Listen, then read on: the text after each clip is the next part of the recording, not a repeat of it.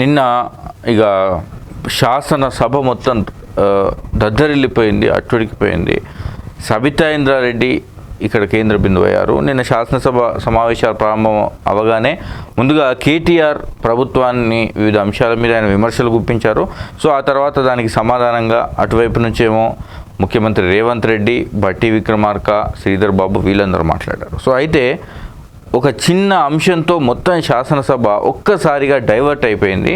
ఇక ముఖ్యమంత్రి రేవంత్ రెడ్డి సబితా ఇంద్రారెడ్డిని ఉద్దేశించి మాట్లాడుతూ, వెనకాల నుంచి సలహాలు ఇచ్చే వాళ్ళని మీరు నమ్మొద్దు, వాళ్ళు మనల్ని ముంచుతారు అంటూ సబితా ఇంద్రారెడ్డిని ఉద్దేశించి మాట్లాడాడు. సో దీంతో ఈ ఒక్క అంశమే నిన్న మొత్తం శాసనసభను అట్టుడికేలా చేసింది.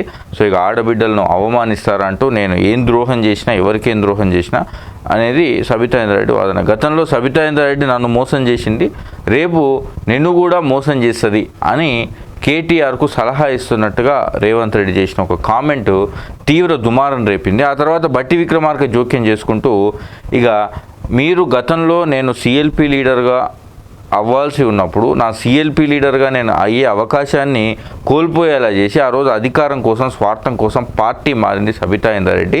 ఇవాళ ఆమె ఏ మొహం పెట్టుకొని అసెంబ్లీలో మాట్లాడుతుందంటూ ఆయన ఒక సీరియస్ కామెంట్ చేసిండు.